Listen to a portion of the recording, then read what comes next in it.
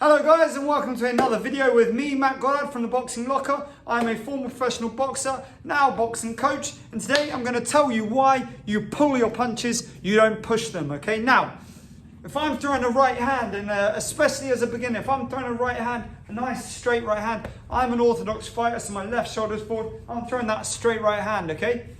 Power shot, I would think that would do the most damage. Now, my inclination as a beginner, as a starter in boxing, is to try and push that shoulder forward, okay? That is a massive problem for many reasons. One of those reasons is that it drives the weight over the front leg. Gives me less stability, less center of gravity, and if I get hit, less resistance, okay? So I don't want to fall in with the punch and get too far over that leg.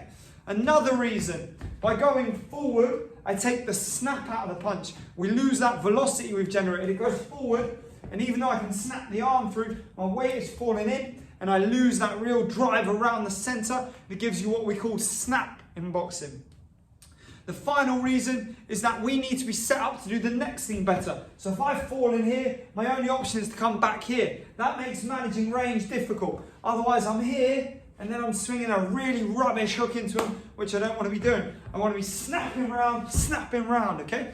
That is exactly what I'm talking about. We pull, we don't push. When I throw the right hand, I pull my left shoulder and my left hip back. So I'm in my boxing stance, and I pull this side back. See how snappy and fast we can drive that around, how much force we can generate.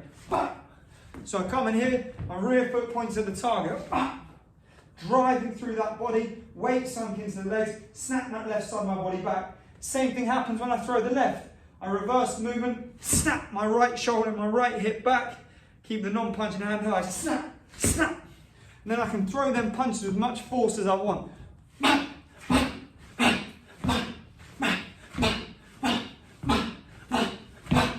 And it all comes from that rotation. The harder we twist, the harder we pull, the more force we can generate.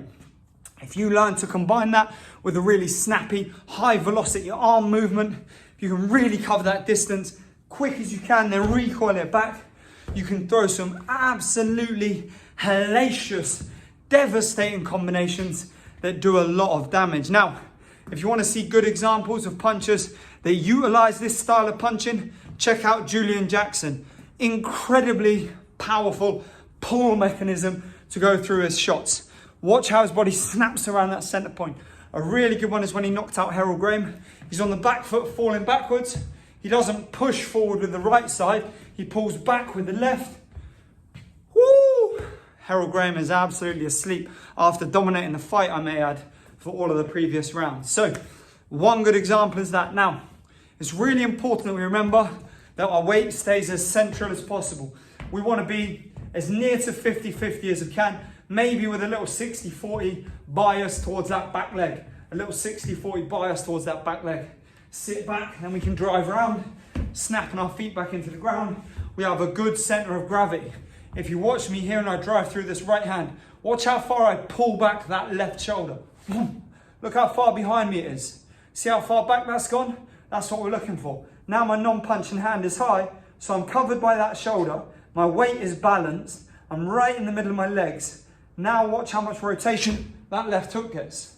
I don't need a massive arm movement. I don't have to flap my arm and go back. My body's already there.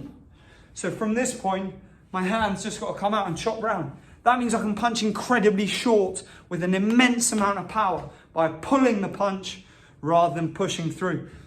Again, the inclination if I push is to end quite square. It's very difficult to push through a punch and end up with that shoulder all the way back. So once again, I pull that shoulder back. Look at this position. I've essentially gone southpaw. If I switch my feet, my upper body's basically southpaw. Whap! And then I'm back around, whap! You're going to generate a whole ton more force. You're going to do a lot more damage. You're going to punch better, be more balanced, and in a position to defend. Okay, this is something that doesn't get talked about enough. If you punch correctly through your shots, you're in a position to defend better. See how I snap that left shoulder back? I'm in a position to throw the shots and come again. The right shoulder ends up back, the left shoulder ends up back. That real force generation means you can punch hard, defend better, you're in a safer position, you've got better balance, better center of gravity. All round will make you a better boxer in a matter of a couple of weeks of precise practice with intent, okay? Do this with rotation in mind. Pull the punch, don't push the punch. Watch how much better you get and how long it takes you. Thank you for tuning in as always. Don't forget to like, subscribe, comment below. Let me know all your thoughts, any questions you have. Let me know if you have any other great examples of punchers who are excellent pullers rather than pushers. And as always, thank you guys for tuning in. I appreciate all of your loyalty, your support, and your viewings. Take care, guys, and have a great day. Sorry for mumbling the end there.